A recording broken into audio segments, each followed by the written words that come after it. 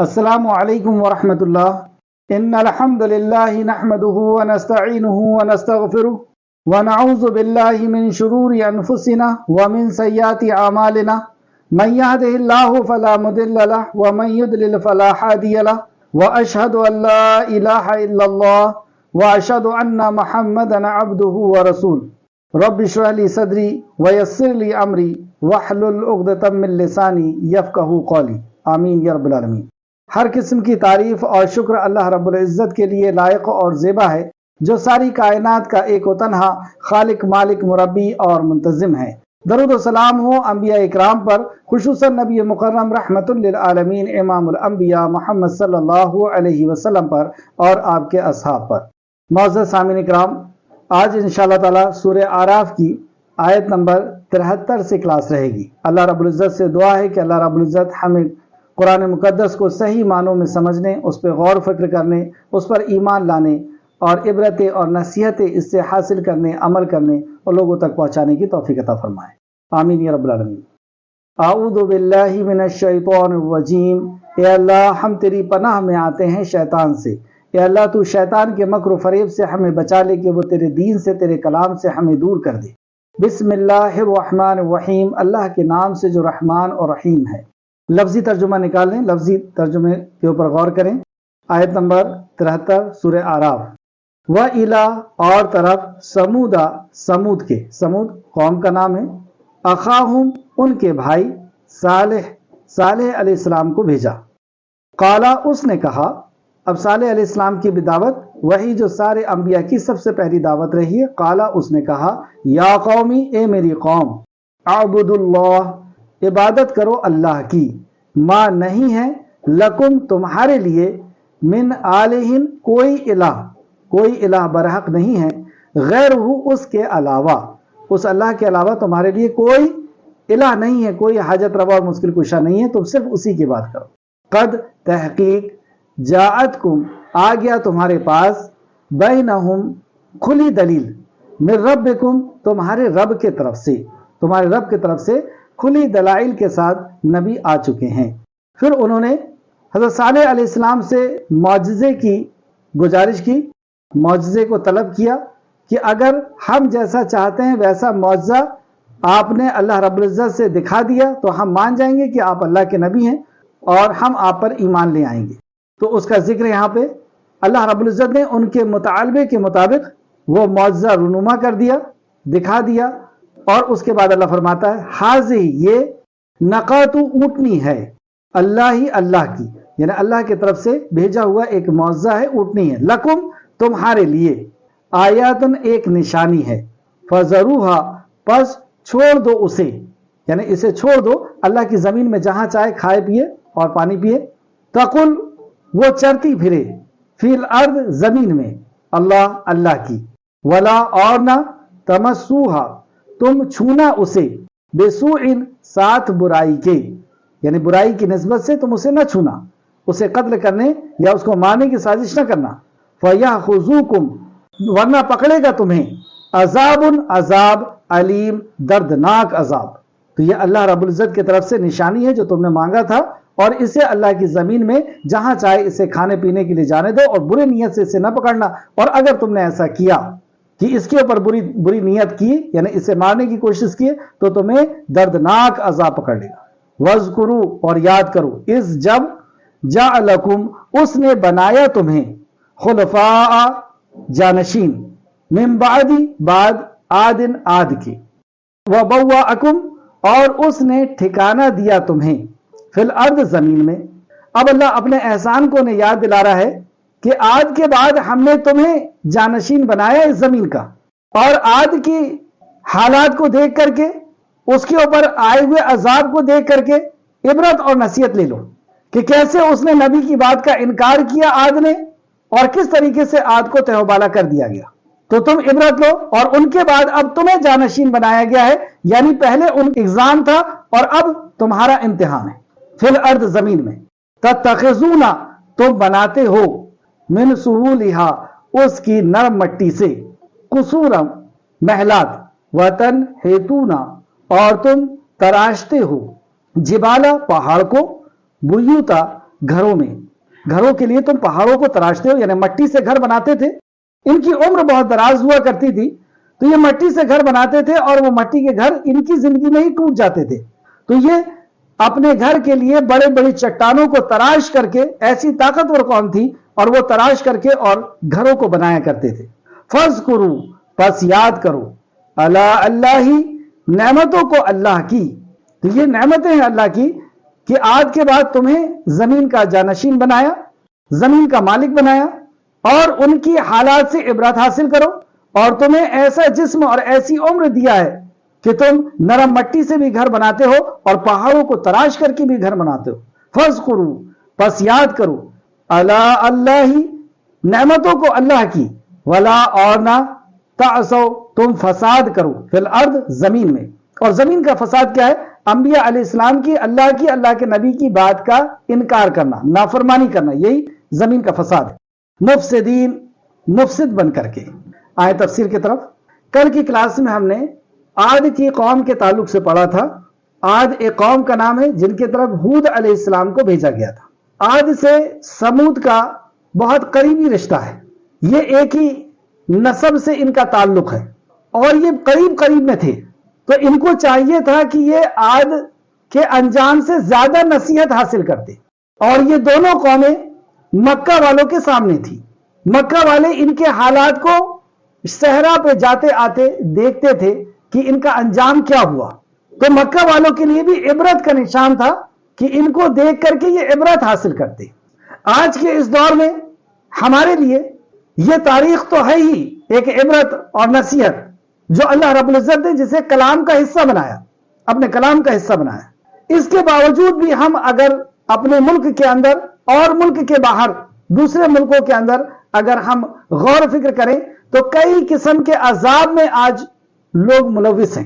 جب ہم ان کی بھی تاریخ کا اگر مطالعہ کریں کہ آج یا کل ان کے اوپر جو عذاب آیا ہے، اس کے پہلے ان کی زندگی کیسی تھی، تو ایک ہی نتیجہ سامنے آئے گا کہ یہ شرک کے اندر، اللہ کی نافرمانی کے اندر، دنیا کے اندر ظلم کے اندر یہ ڈوبے ہوئے تھے.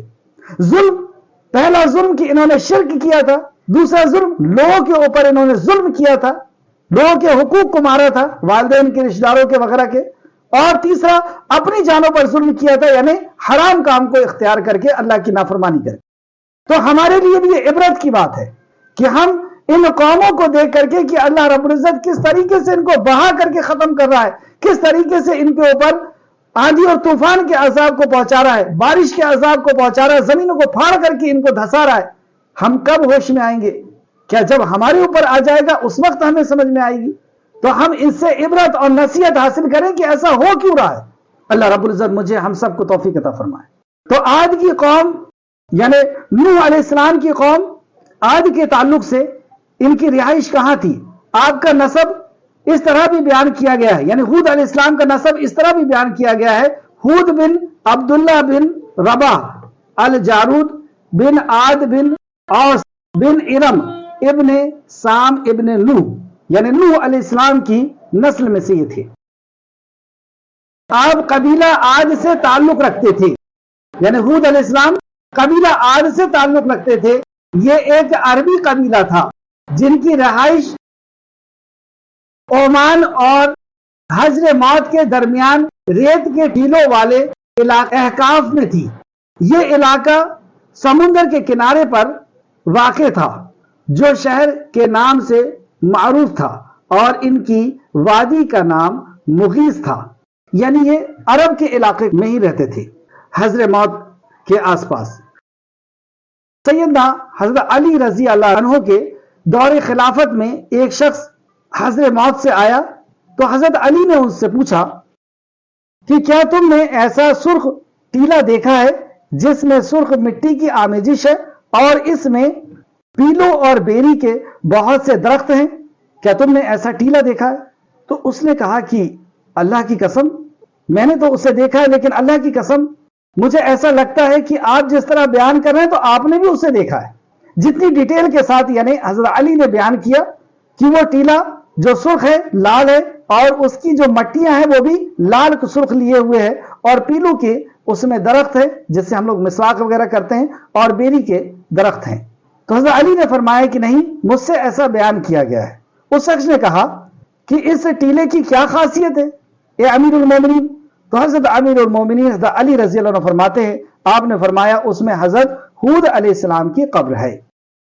تو یہ جو علاقہ ہے وہ صالح علیہ السلام کی قوم یعنی سمود کے قریب کا علاقہ ہے، جس کے تعلق سے آپ دیکھ سکتے ہیں، اس کا علاقے کے تعلق سے آپ نوٹ کریں، سمود ایک مشہور قبیلے کا نام ہے۔ یہ جدیس کے بھائی سمود کی نسل ہے۔ یہ دونوں آثار کے بیٹے تھے، جو ارم کا بیٹا تھا، اور ارم نوح علیہ السلام کے بیٹے سام کا بیٹا تھا۔ یہ دور قدیم کے خالص عربی قوم تھے۔ ان کی رہائش تبوک اور حجاز کے درمیان ہجر کے مقام پر تھی، جسے مدائن صالح بھی کہا جاتا ہے۔ یہ علاقہ خلیج عقبہ کے مشرق کے واقع شہر مدین کے جنوب مشرق میں واقع ہے۔ قوم سمود کے مقامات اس علاقے کے پہاڑوں میں کھودے ہوئے صاف نظر آتے ہیں۔ رسول اللہ صلی اللہ علیہ وسلم صحابہ کرام کے ہمراہ تبوک جاتے وقت، جب جنگ تبوک کے لیے جا رہے تھے، تو اسی مقام سے آپ کا گزر ہوا تھا۔ جب آپ کا اس مقام سے گزر ہوا اور وہاں پر جب صحابہ کرام نے اپنے خیمے کو لگایا اور وہاں پر پانی وہاں سے لے کر کے اور کھانے وغیرہ کا انتظام کرنے لگے، تو نبی کریم صلی اللہ علیہ وسلم نے انہیں کس طریقے سے اللہ کے عذاب سے ڈرایا اور اس جگہ سے نکلنے کا کہا۔ اس حدیث سے پتہ چلتا ہے جو مسند احمد نے لے کر کے آئے ہیں، جیسا کہ حدیث میں ہے، رسول اللہ صلی اللہ علیہ وسلم جب صحابہ کے ہمراہ تبوک تشریف لے جانے لگے تو مقام ہجر میں سمود کے ویران گھروں کے قریب پہنچ گئے۔ یعنی سمود جو قوم تباہ ہو چکی تھی، ان کے ویران کھنڈروں کے پاس پہنچ گئے۔ لوگوں نے ان کنویں میں پانی لے لیا، لوگوں نے یعنی صحابہ نے اس کنویں سے پانی لے لیا جو سمود کے استعمال رہتے تھے۔ انہوں نے اس پانی سے آٹا گوندھ لیا اور گوشت پکانے کے لیے آگ پر دیگیں چڑھا دی۔ رسول اللہ صلی اللہ علیہ وسلم نے حکم دیا تو دیگیں الٹا دی گئی اور آٹا اونٹوں کو کھلا دیا گیا۔ پھر نبی صلی اللہ علیہ وسلم نے صحابہ کرام کے ہمراہ وہاں سے روانہ ہو کر اس کنویں کے پاس جا کر ٹھہرے جہاں سے اونٹنی پانی پیا کرتی تھی۔ آپ نے اس لوگوں کو ویران گھروں میں داخل ہونے سے منع فرمایا جس پر اللہ کا عذاب نازل ہوا تھا، اور فرمایا میں ڈرتا ہوں کہ تم پر بھی ویسا عذاب نہ آ جائے جیسا ان پر آیا تھا، اس لیے ان کے علاقے میں داخل نہ ہوا کرو۔ مسند احمد جلد نمبر 2 صفحہ نمبر 117۔ خلاصہ کلام یہ کہ جب صحابہ کرام اس مقام سے گزر رہے تھے تو وہاں پہ انہوں نے اپنی رہائش کی، یعنی رکے، اور رک کر کے سمود جہاں سے پانی لیا کرتے تھے وہاں سے انہوں نے پانی لیا اور کھانے بنانے کا انتظام کرنے لگے۔ آٹا بھی گوندھ لیا اور دیگ بھی چڑھا لی۔ لیکن رسول مکرم صلی اللہ علیہ وسلم نے کہا کہ یہ وہ مقام ہے جہاں پر اللہ کا قہر نازل ہوا ہے، اللہ کا عذاب نازل ہوا ہے۔ یہ قوم سمود کی وادی ہے اور یہ اس کے کھنڈرات ہیں، یہاں سے نکلو۔ تو اس کھانے کو اس طریقے سے پھینک دیا گیا اور اونٹ کو جو ہے آٹا گوندا ہوا دے دیا گیا۔ پھر نبی کریم صلی اللہ علیہ وسلم اس کنویں کے پاس پہنچے جہاں پر اونٹنی پانی پیا کرتی تھی، اور نبی مکرم صلی اللہ علیہ وسلم نے عبرت اور نصیحت فرمائی اپنے صحابہ کو اور کہا کہ ایسے مقام پر داخل نہ ہوا کرو، اور اگر ہوا بھی کرو تو اللہ رب العزت سے ڈرتے ہوئے، مجھے ڈر ہے کہ کہیں تم پر بھی عذاب نہ آ جائے۔ تو ایسے مقام سے گزرتے وقت ہماری کیفیت کیا ہونا چاہیے وہ اس حدیث میں بیان کی گئی۔ ایک اور حدیث جو امام بخاری اور مسلم نے لے کر کے آئے ہیں کہ ہم عذاب والے مقام سے جب گزریں جہاں پہ اللہ رب العزت کا عذاب آیا تھا کسی قوم کے اوپر، تو اس مقام سے کس انداز میں ہمیں گزرنا چاہیے کہ وہ قہر کا مقام ہے۔ حضرت عبداللہ بن عمر رضی اللہ عنہ سے روایت ہے، رسول اللہ صلی اللہ علیہ وسلم نے مقام ہجر میں ارشاد فرمایا، اس عذاب یافتہ لوگوں کے علاقے میں داخل نہ ہونا پڑے تو صرف روتے ہوئے داخل ہو۔ اگر اس مقام پہ جہاں پر عذاب آیت ہے وہاں سے اگر تم کو داخل بھی ہونا پڑے تو روتے ہوئے داخل ہوا کرو۔ اگر رونا نہ آئے تو ان کے علاقے میں داخل نہ ہونا، کہیں تم پر بھی وہ عذاب نہ آ جائے جو ان پر نازل ہوا تھا۔ مسند احمد جلد نمبر 2 صفحہ نمبر 114، صحیح بخاری شریف حدیث نمبر 433 اور صحیح مسلم حدیث نمبر 2980۔ تو پتہ یہ چلا کہ ایسے مقام پر نمبر 1 تو ہم داخل نہ ہو، اور اگر داخل ہونے کا موقع بھی اگر آتا ہے تو روتے ہوئے داخل ہوں، کیونکہ یہ ایسے سخت مقام ہے جہاں اللہ رب العزت نے اپنے قہر کو نازل فرمایا، اپنے عذاب کو نازل فرمایا۔ اب یہ ایسی کون سی قوم تھی اور ایسا کیا ان کا عمل تھا کہ اللہ رب العزت نے انہیں تہ و بالا کر دیا، انہیں صفائے ہستی سے مٹا دیا؟ ان کا کیا جرم تھا؟ اس کے تعلق سے ہم دیکھتے ہیں آیت نمبر 73۔ اعوذ باللہ من الشیطان الرجیم وَإِلَى ثَمُودَ أَخَاهُمْ صَالِحًا، اور ہم نے قوم سمود کی طرف ان کے بھائی صالح کو بھیجا۔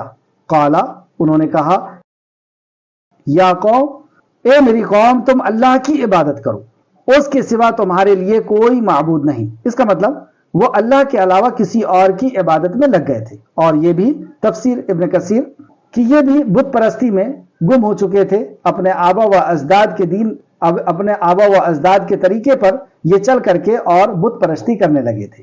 تو انہیں کہا گیا نبی کے ذریعے سے کہ تم صرف ایک اللہ کی عبادت کرو، تحقیق تمہارے پاس تمہارے رب کی طرف سے، اور اس کے بعد یہ بھی کہا گیا کہ تم اللہ کی عبادت کرو، اس کے سوا تمہارے لیے کوئی معبود نہیں۔ تو اس بات اور نفی دونوں چیز لائی گئی۔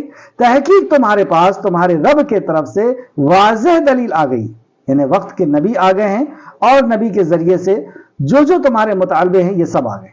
انہیں کئی زاویے سے، کئی انداز سے حضرت صالح علیہ السلام نے انہیں دعوت پیش کی، اللہ رب العزت کی معرفت کرانے کی کوشش کی، اور ہر ممکن کوشش کی، یہاں تک کہ ان کا یہ جو جرم تھا کہ یہ اللہ کو چھوڑ کر کے اللہ کی مخلوق کی عبادت کرنے لگے تھے، تو اس جرم کے تعلق سے یہ بھی بتایا کہ اگر تم نے اس کام کو نہیں چھوڑا تو اللہ کا عذاب آ جائے گا، اور اگر تم نے اس کام کو چھوڑ دیا اور توبہ اور استغفار کر لی تو اللہ رب العزت تمہارے گناہوں کو بخش دے گا۔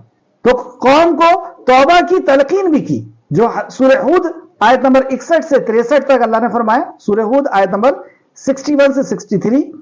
اور سمود کے طرف ان کے بھائی صالح کو بھیجا، انہوں نے کہا کہ اے میری قوم، اللہ کی عبادت کرو، اس کے سوا تمہارا کوئی معبود نہیں، اس نے تم کو زمین میں پیدا کیا اور اس میں آباد کیا، سو اس سے مغفرت مانگو، اس سے مغفرت مانگو، یعنی جو گناہ تم نے کیا اس سے معافی مانگو، اور اس کے آگے توبہ کرو کہ اب دوبارہ ایسا نہیں کریں گے، رجوع کر لو، لوٹ آؤ، بے شک میرا پروردگار نزدیک بھی ہے اور دعا کا قبول کرنے والا بھی ہے، یعنی اللہ رب العزت تمہاری باتوں کو سن بھی لے گا، نزدیک بھی ہے، اور تمہاری مغفرت بھی کرے گا، تمہاری توبہ بھی قبول کرے۔ انہوں نے کہا کہ صالح، لیکن اس کے باوجود بھی ان لوگوں کے جواب ایک جیسے رہے۔ انہوں نے کہا کہ صالح، اس سے پہلے ہم تم سے کئی طرح کی امیدیں رکھتے تھے، اب وہ منقطع ہو گئیں۔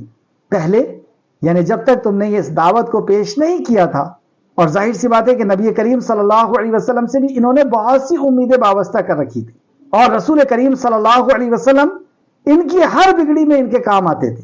کوئی انات ہو جاتا تو نبی مکرم کے پاس اس کی کفالت کی جاتی، کوئی بیوہ ہو جاتی تو نبی مکرم کے پاس سے اس کی کفالت کی جاتی، کسی کو امانت رکھنا ہوتا تو نبی مکرم کے پاس رکھتے، کسی کو جھگڑا سلجھانا ہوتا تو رسول اللہ کے پاس آتے۔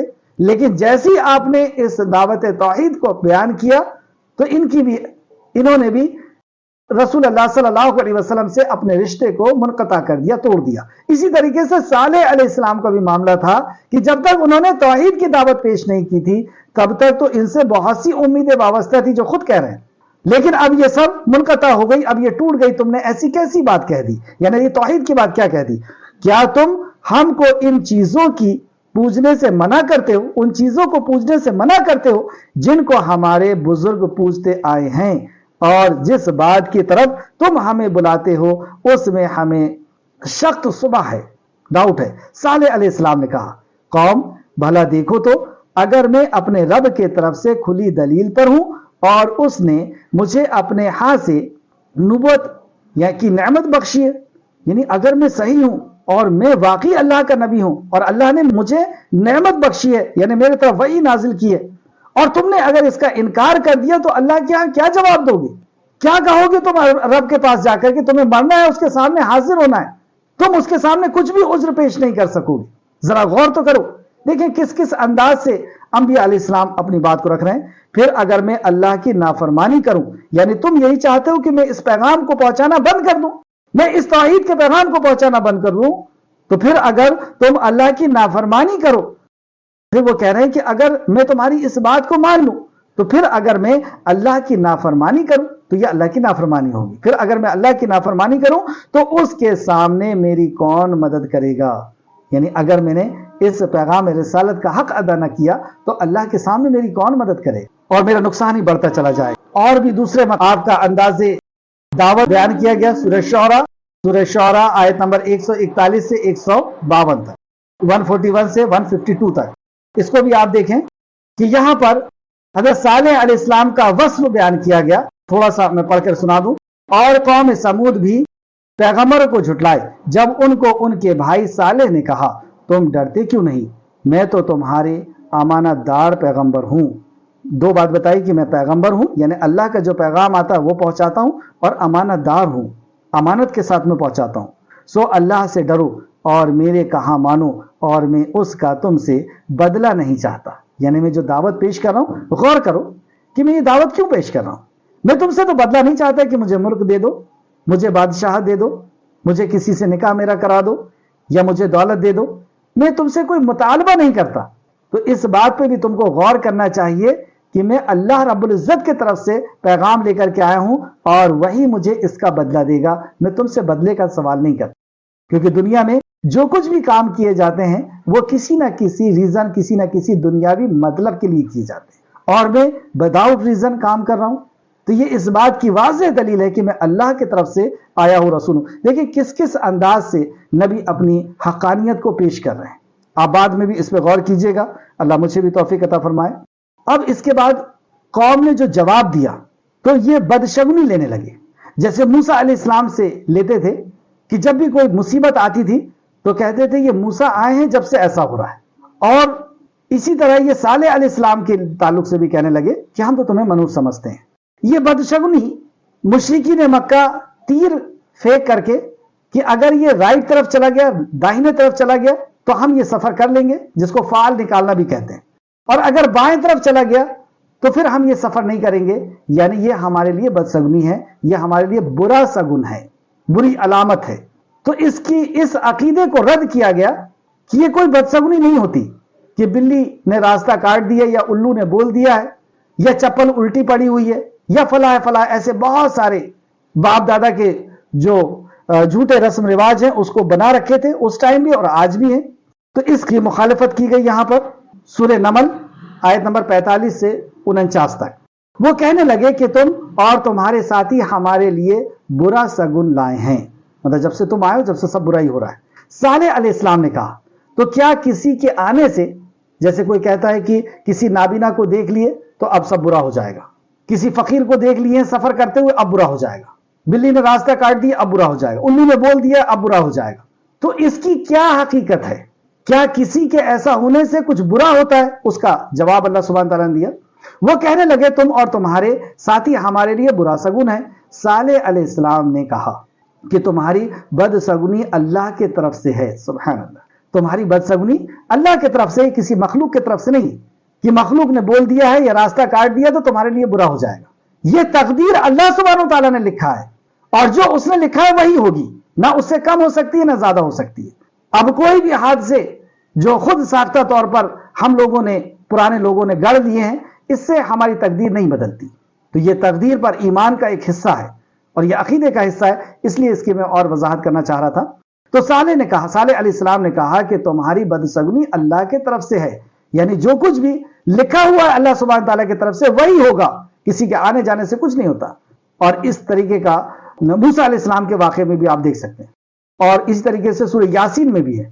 وہ کہنے لگے کہ تم اور تمہارے ساتھی ہمارے لیے برا شگن لائے ہیں۔ صالح نے کہا کہ تمہارے بدشگنی اللہ کے طرف سے ہے، بلکہ تم ایسے لوگ ہو جو فتنے میں پڑے ہوئے ہو، یہ آزمائش میں تم پڑے ہوئے، اور اس شہر میں 9 شخص تھے جنہوں نے فساد پھیلایا تھا، یہ اللہ سبحانہ تعالیٰ نے اس آیت میں بتایا۔ اور دیکھیں کہ اور کیا انداز تھا اللہ کے نبی پر، انہوں نے اللہ کے نبی کے کیریکٹر کے اوپر اب بات اٹھانا شروع کر، تو انہوں نے حضرت صالح علیہ السلام کے بارے میں جو کہا اللہ رب العزت نے اسے نقل کیا سورہ قمر آیت نمبر 23 سے 26 میں۔ اللہ سبحانہ تعالیٰ نے فرمایا سمود نے بھی ہدایت کرنے والوں کو، سمود نے بھی یعنی سمود قوم ہے، ہدایت کرنے والوں یعنی صالح علیہ السلام، اور کہا کہ بھلا ایک آدمی جو ہم میں سے ہے ہم اس کی پیروی کریں، یہ کہہ کر کے جھٹلایا کہ یہ تو ہم میں سے ہیں، ہم اس کی پیروی کریں، یہ تو ہمارے انسان ہیں۔ یوں ہو تو ہم گمراہی اور دیوانگی میں پڑ گئے، اگر ہم نے ان کی اطاعت کر لی تو ہم تو گمراہ ہو گئے اور دیوانگی میں پڑ جائیں۔ کیا ہم سب میں سے اس پر وحی نازل ہوئی ہے؟ یعنی ہم نہیں ملے تھے، ہمارے اوپر وحی نہیں آئی، انہی کے اوپر وحی آنا تھا۔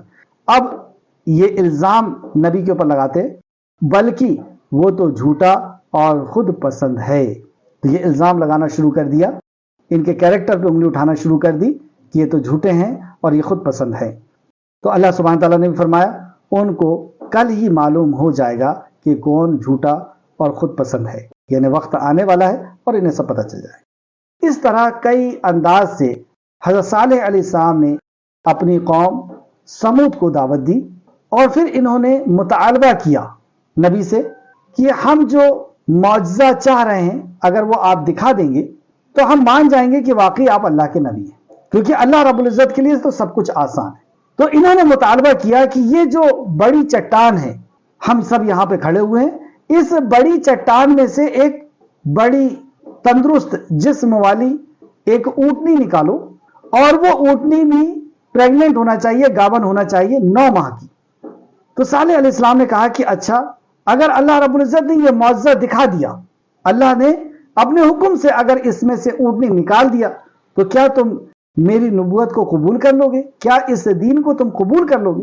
تو انہوں نے کہا کہ ہاں ہم ضرور اس دین کو قبول کر لیں گے، کیونکہ یہ ہو ہی نہیں سکتا، اور یہ وہی کر سکتا ہے جو ساری کائنات کا خالق اور مالک ہے، کہ ہم دیکھ رہے ہیں صدیوں سے اس چٹان کو، اور یہ پھٹ جائے اور اس میں سے اونٹنی نکلے، اور ہمارے مطالبے کے مطابق جیسا جیسا ہم کہتے ہیں ویسی ویسی یہ نکلے، تو یہ واقعی نبی کر سکتے ہیں اور ہم آپ کے اوپر ایمان لے آئیں گے۔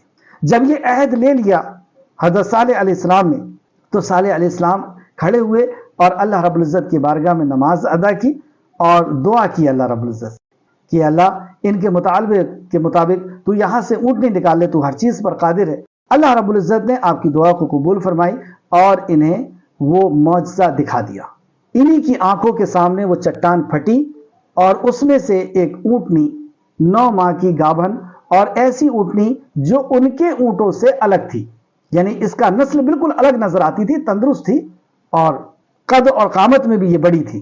اس کو دیکھنے کے بعد کچھ لوگوں نے تو ایمان لے آیا، لیکن اکثریت نے پھر انکار کیا۔ تو اکثریت نے جو انکار کیا اس کے تعلق سے، اور جب یہ اونٹنی کا ظہور ہوا یعنی یہ معجزہ ہوا، تو اللہ رب العزت نے فرمایا، آیت کی طرف واپس آئے، آیت نمبر 73 سورہ اعراف، یہ اللہ کی اونٹنی ہے جو تمہارے لیے خاص نشانی ہے، یعنی یہ نشانی ہے کہ واقعی یہ اللہ کے نبی ہے، چنانچہ تم اسے چھوڑ دو کہ اللہ کی زمین میں چرتی پھرے، یہ اللہ کی طرف سے اللہ کی مخلوق ہے، اور تمہارا تو یہ کچھ نہیں کھائے گی، یہ جنگل میں چرے گی اللہ رب العزت کی زمین پہ، اور اسے برائی کے ساتھ ہاتھ بھی نہ لگانا ورنہ تم بہت دردناک عذاب پکڑ لے گا۔ اللہ رب العزت عالم الغیب تھا، اللہ سب جانتا ہے، اس لیے اللہ نے پہلے سے فرما دیا کہ دیکھو برائی کی نیت سے اسے ہاتھ نہ لگانا۔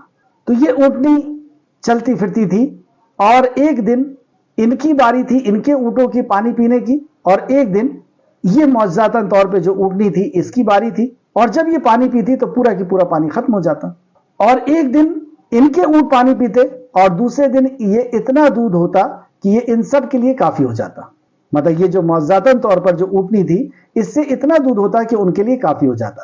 تو ایک طرح سے یہ ان کے لیے بہت فائدہ مند تھی، اس سے انہیں دودھ بھی ملتا تھا، اور اللہ نے انہیں وارننگ دے دی کہ دیکھو اس کو غلط نیت سے ہاتھ نہیں لگانا، کیونکہ یہ معجزہ ہے اللہ رب العزت کی طرف سے۔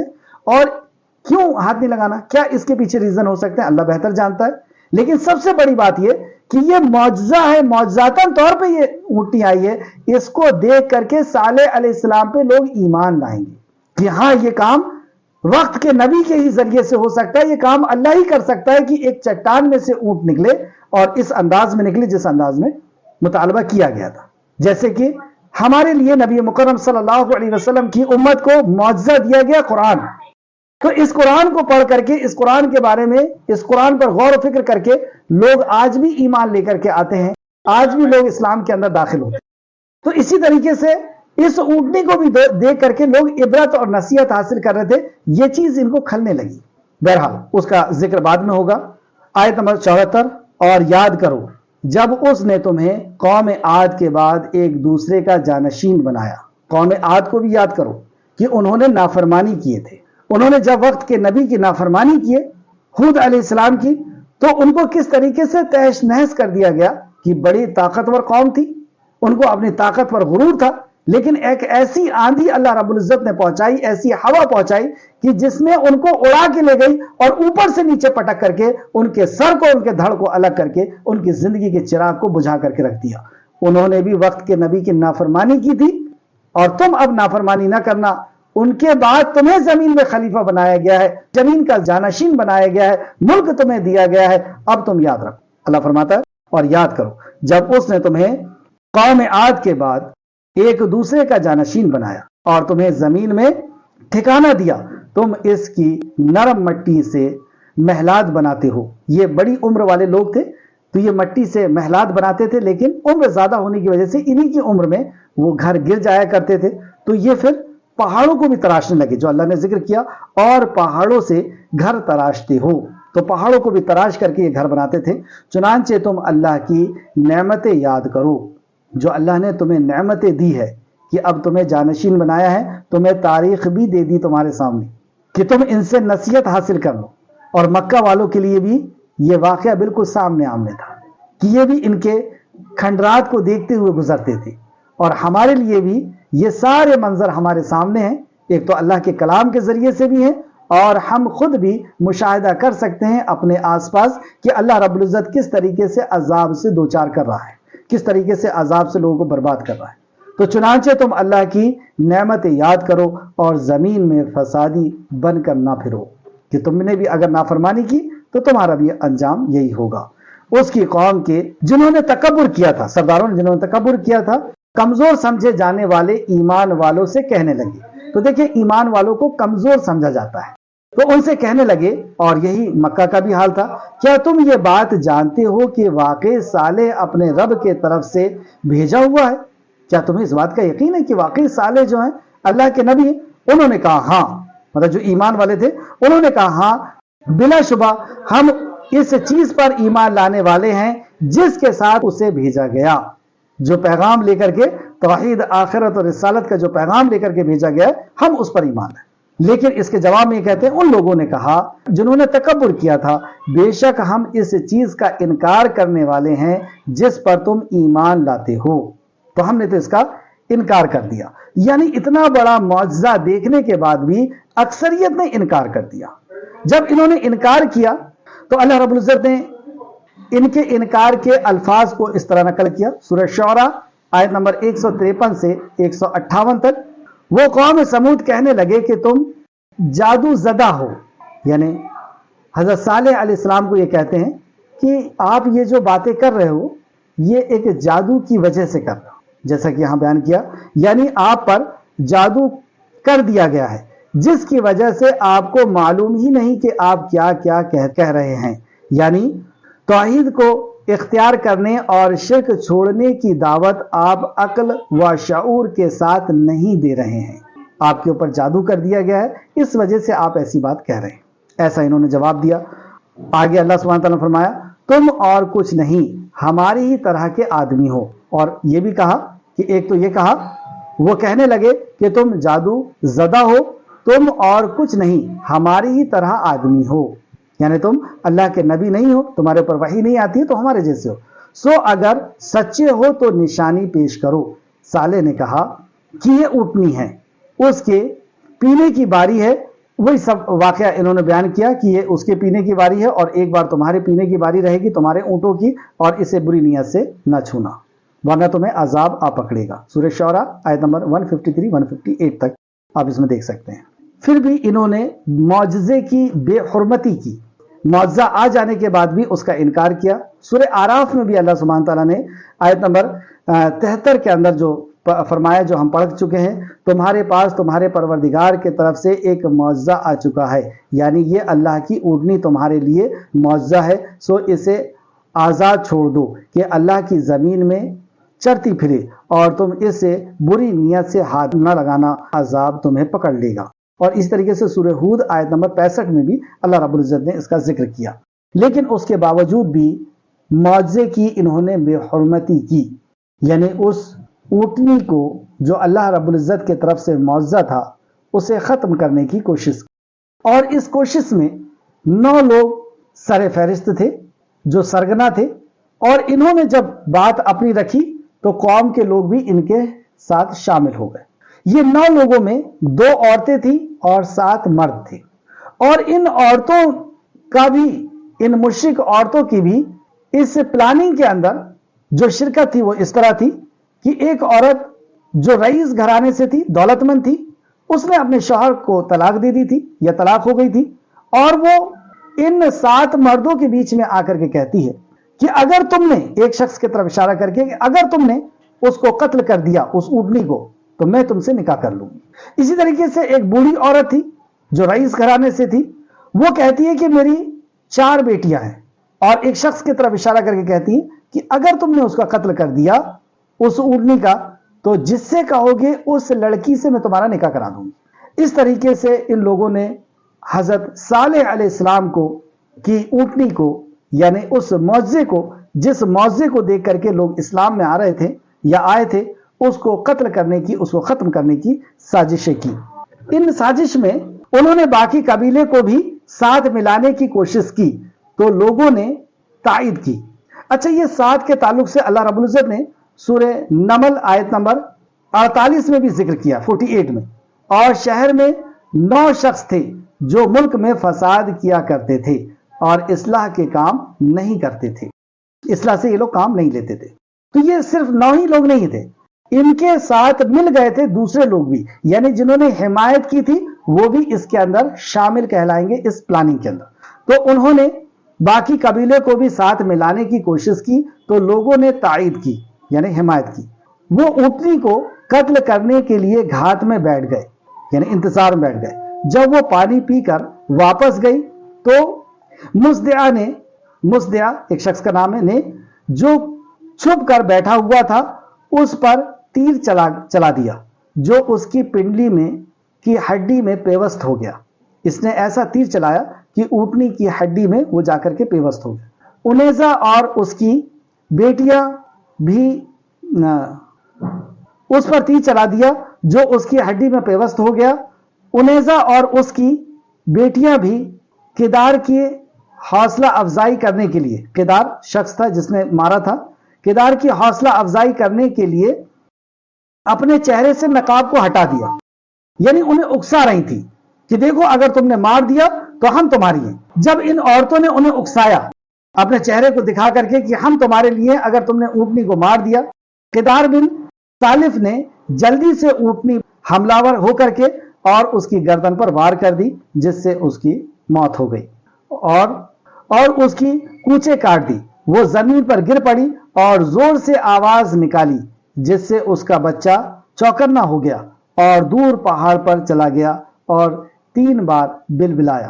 یعنی بچے نے جیسی اس نے چیخ ماری اونٹنی نے، تو بچہ جو ہے وہ ہوشیار ہو گیا کہ یہ کیا ہوا، اور وہ چیخ مارتا ہوا پہاڑ کی طرف دوڑا اور اس نے 3 بار بلبلایا، یعنی اپنی ماں کے لیے اس نے رویا۔ کدار نے اونٹنی کے گلے پر نیزہ مار کر اسے قتل کر دیا۔ تفسیر ابن کثیر، سورہ آراف کی تفسیر میں تفسیر ابن کثیر نے اس واقعے کو بیان کیا۔ حضرت عبداللہ بن جمعہ رضی اللہ عنہ سے روایت ہے کہ رسول اللہ صلی اللہ علیہ وسلم نے خطبے کے دوران میں اونٹنی کا اور اس کے قتل کرنے والوں کا ذکر کیا اور فرمایا، اسے قتل کرنے کے لیے ایک دلیر سردار اٹھا جس کی بات مانی جاتی تھی، جیسے قریش میں ابو جمعہ کی بات مانی جاتی ہے۔ بخاری شریف حدیث نمبر 4942۔ تو یہ سردار تھا جس کی بات مانی جاتی تھی، اور وہ اٹھا اور اس نے قتل کیا۔ یہ جو شخص تھا جس نے اونٹنی کو قتل کیا، اس کی مذمت کے تعلق سے ایک حدیث جو مسند احمد نے روایت کی ہے اور علامہ البانی نے اپنی سلسلۃ الصحیح میں بھی اس کو نقل کیا ہے۔ حضرت عمار بن یاسر رضی اللہ عنہ سے روایت ہے، رسول اللہ صلی اللہ علیہ وسلم نے حضرت علی رضی اللہ عنہ سے فرمایا، کیا میں تجھے نہ بتاؤں کہ سب سے زیادہ بدبخت کون ہے، یعنی برا شخص کون ہے؟ انہوں نے کہا جی ہاں۔ فرمائے نبی صلی اللہ علیہ وسلم نے فرمایا دو شخص ہیں، ایک تو سمود کا سرخ فام آدمی جس نے اونٹنی کو قتل کیا تھا، اور ایک وہ جو تجھے اے علی، ایک وہ شخص ہے جو تجھے اے علی یعنی تجھے قتل کرے، اس جگہ یعنی سر پر ضرب لگائے گا۔ حضرت علی کے سر کی طرف اشارہ کیا کر کے کہا کہ اس پہ ضرب لگائے گا جس سے یعنی داڑھی تر ہو جائے گی۔ مسند احمد جلد نمبر 4 صفحہ نمبر 263 اور سلسلۃ الاحادیث الصحیحہ حدیث نمبر 1888۔ تو یہ بدبخت لوگ ہیں دنیا کے جنہوں نے اونٹنی کو جو ہے شہید کیا تھا، اور دوسرا جو حضرت علی رضی اللہ عنہ کو شہید کرے گا۔ یہ پیشن گوئی رسول مکرم صلی اللہ علیہ وسلم نے دی، یہ بد کردار لوگ ہیں۔ اس تعلق سے سورہ اعراف آیت نمبر 77 کے اندر بھی فرمایا، جو ہماری کلاس کی آخری دو آیت ہے، چنانچہ انہوں نے اونٹنی کی ٹانگوں کو کاٹ ڈالی اور انہوں نے اپنے رب کے حکم سے سرکشی کی اور کہا کہ اے صالح، اگر تو رسولوں میں سے ہے تو ہم پر وہ عذاب لے آ جس سے تو ہمیں ڈراتا ہے۔ اللہ اکبر۔ ایسی ان کی سرکشی کی مارنے کے بعد یہ کہتے ہیں اونٹنی کو کہ اب تو جو عذاب لا سکتا ہے وہ لیا۔ تو عذاب کا یہ مطالبہ بھی کر رہے ہیں۔ تو جو قوم نبی کی نافرمانی کرے، توحید کا انکار کرے، رسالت اور آخرت کا انکار کرے، اور معجزہ دکھانے کے بعد یہ کہے کہ اور وعید کے بعد کہ اگر تم نے ایسا کیا تو عذاب آ جائے گا، اور اس کے بعد یہ عذاب مانگ رہے ہیں، تو ان کے اوپر عذاب نہ آئے ایسے کیسے ہو سکتا ہے؟ بہرحال اللہ سبحانہ تعالیٰ نے فرمایا سورہ ہود کے اندر آیت نمبر 65 میں، اپنے گھروں میں 3 دن اور فائدہ اٹھا لو۔ یعنی علماء کرام نے فرمایا ہے کہ جب ان لوگوں نے اونٹنی کو قتل کیا تو اس پر سب سے پہلے کیدار بن سالف، اللہ کی لعنت ہو اس پر، کیدار بن سالف نے حملہ کیا اور اس کی کونچیں کاٹ دی، وہ زمین پر گر پڑی۔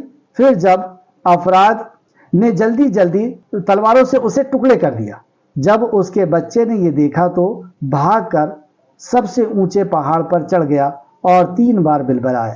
اس لیے حضرت صالح علیہ السلام نے فرمایا اپنے گھروں میں 3 دن اور فائدہ اٹھا لو، یعنی انہیں اس دن کے علاوہ 3 دن کی مہلت دی گئی۔ انہوں نے اس تاکیدی وعید پر بھی اعتبار نہیں کیا، صالح علیہ السلام کی اتنی بڑی وعید پر بھی اعتبار نہیں کیا، بلکہ شام ہوئی تو انہوں نے پروگرام بنایا کہ حضرت صالح علیہ السلام کو بھی شہید کر دیا جائے۔ چنانچہ سب قسمیں کھا کر کہنے لگی۔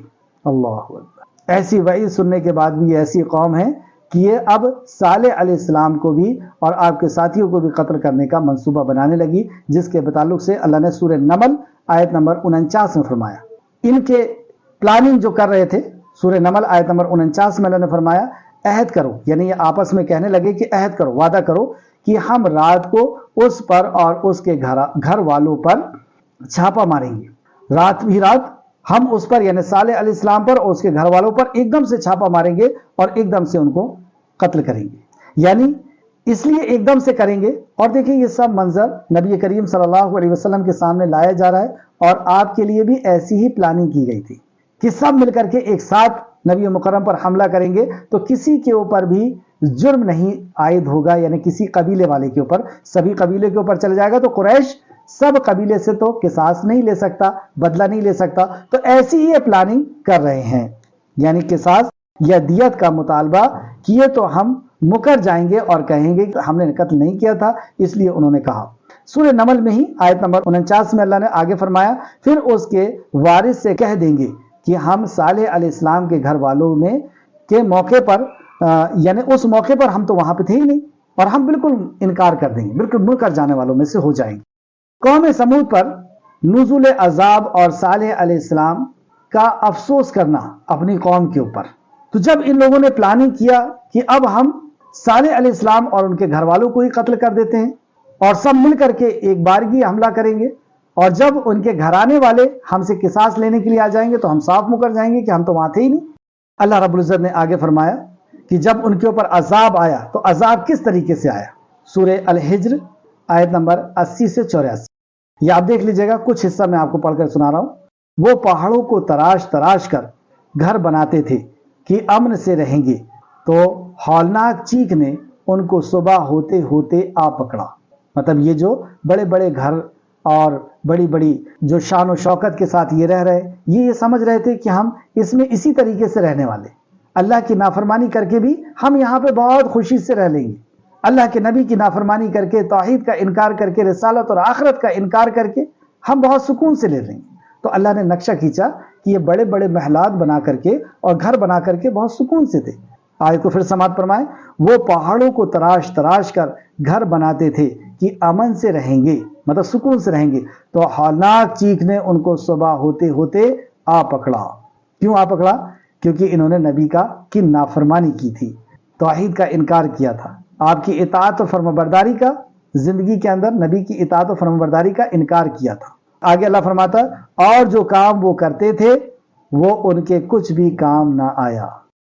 دوسرے مقام پر سورہ ہود آیت نمبر 65 سے 68 تک ان کے تباہی کا ذکر اللہ نے کیا. صالح علیہ السلام نے کہا کہ اپنے گھروں میں 3 دن اور فائدے اٹھا لو.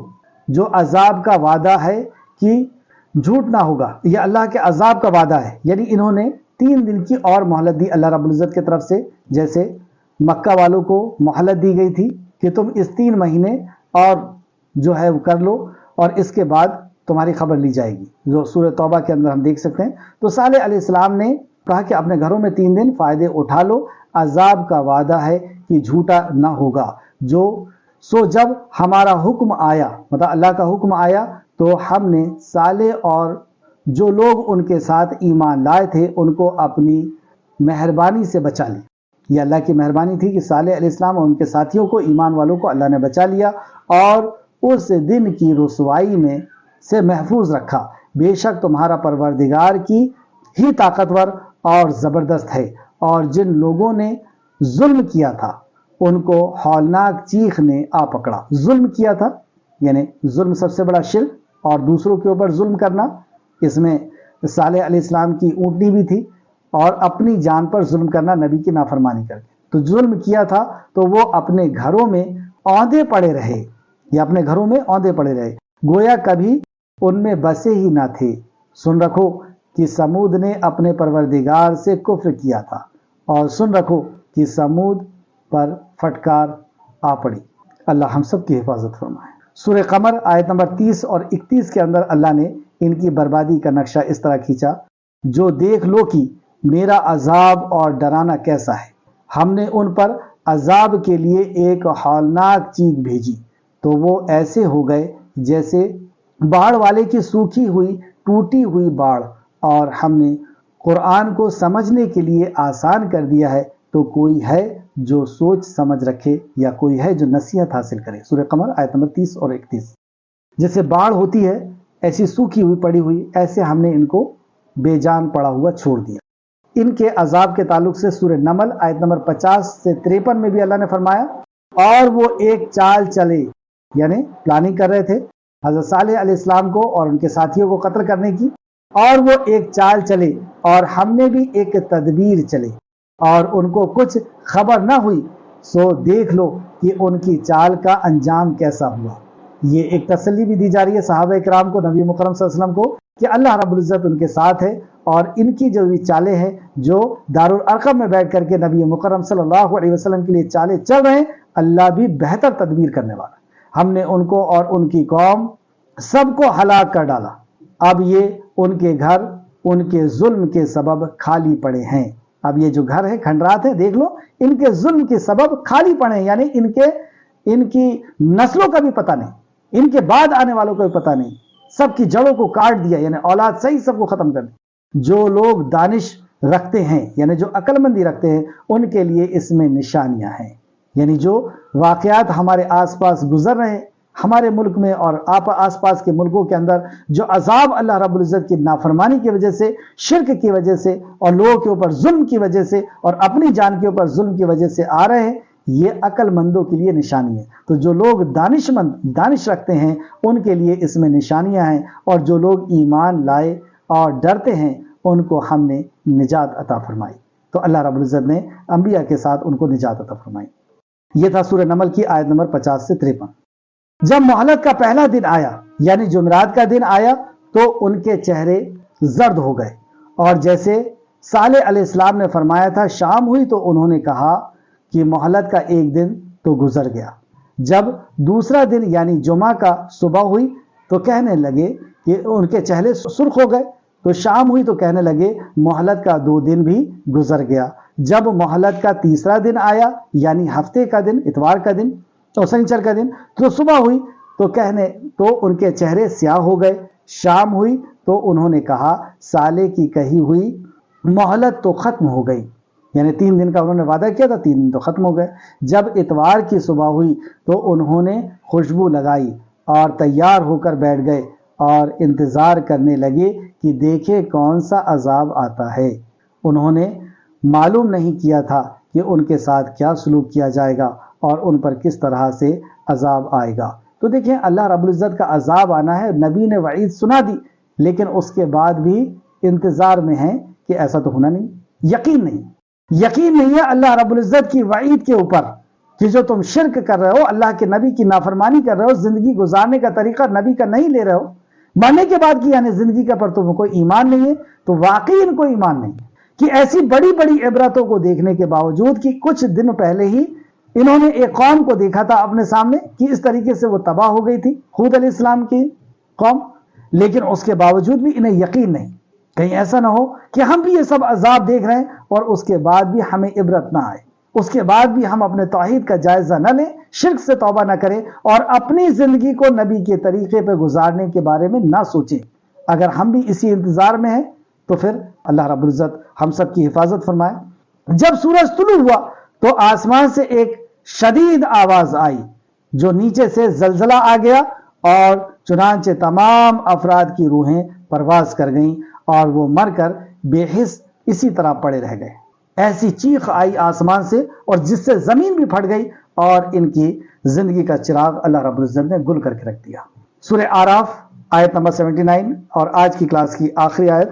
پھر انہیں زلزلے نے آ لیا، چنانچہ وہ اپنے گھروں میں گھٹنوں کے بل مردہ گرے ہوئے پڑے تھے۔ ان کو دیکھ کر کے حضرت صالح علیہ السلام نے ان سے کہا، جو آیت نمبر 79 میں ہے، پھر صالح ان سے نا امید ہو کر، یعنی جب یہ مرے ہوئے پڑے تھے، ان کی زندگی کا چراغ گل ہو چکا تھا، یہ اللہ کے سخت عذاب میں گرفتار ہو چکے تھے، تو پھر صالح علیہ السلام نے نا امید ہو کر پھرے اور کہا کہ اے میری قوم، یعنی ان مردوں کی طرف دیکھ کر کے کہتے ہیں اے میری قوم، میں نے تم کو اللہ کا پیغام پہنچا دیا تھا اور تمہاری خیر خواہی کی، مگر تم ایسے ہو کہ خیر خواہی کو دوست نہیں رکھتے، یعنی خیر خواہی کو بھی تم نے قبول نہیں کیا، اس کو بھی تم نے قدر نہیں کی۔ اسی طرح جب نبی کریم صلی اللہ علیہ وسلم بدر کے مقام سے لوٹ رہے تھے اور جن لوگوں نے آپ کی دعوت کو قبول نہیں کیا تھا، مشرکین مکہ نے، اور بدر میں ان کو اس بدر کے کنویں کے اندر ان کی لاشوں کو ڈال دیا گیا تھا، تو ان کے طرف دیکھ کر کے بھی اسی انداز میں جو حضرت صالح علیہ السلام نے کہا تھا، حضرت نبی مکرم صلی اللہ علیہ وسلم نے کہا، بدر کے کنویں میں جن مقتولوں کو پھینکا گیا تھا، اللہ کے نبی صلی اللہ علیہ وسلم نے 3 دن بعد ان سے بھی اسی طرح خطاب فرمایا تھا۔ رات کے آخری حصے میں جب آپ نے اسلامی لشکر کو کوچ کا حکم دے دیا تھا اور خود سواری پر تشریف فرما ہو چکے تھے، آپ نے فرمایا اے کنویں والوں، یعنی جو مشرکین تھے جنہوں نے آپ کے اوپر 13 سال تک ظلم کیا تھا اور آخر میں اسلام کو ختم کرنے کے لیے آ گئے تھے، لیکن اللہ سبحانہ تعالیٰ نے آسمانی لشکر بھیج کر کے انہی کو تہ و بالا کر دیا تھا، تو ان کے طرف دیکھ کر کے نبی مکرم صلی اللہ علیہ وسلم نے فرمایا اے کنویں والو، تمہارے رب نے تم سے جو وعدہ کیا تھا کیا تم نے اسے پورا ہوتے ہوئے نہیں دیکھ لیا؟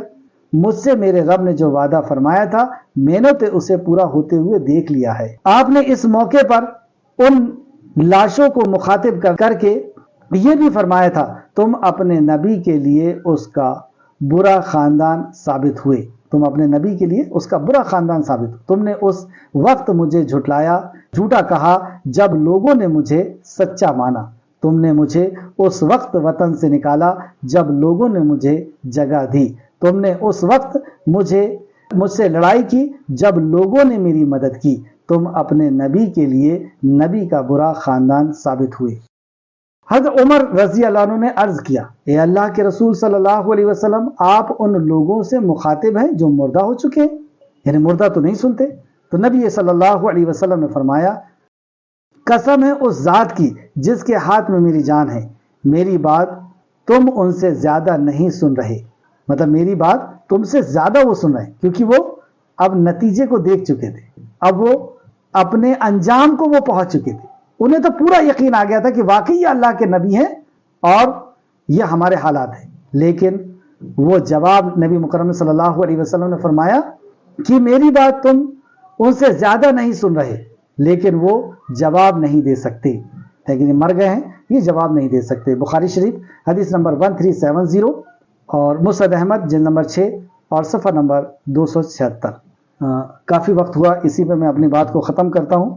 یہاں پر یہ رکوع اپنے اختتام کو پہنچا۔ اللہ رب العزت سے دعا ہے کہ خالق مالک جو اس واقعے کے اندر ہمیں عبرت اور نصیحت حاصل ہوتی ہے، اے اللہ اس سے عبرت اور نصیحت حاصل کرنے کی ہم کو تو توفیق عطا فرما۔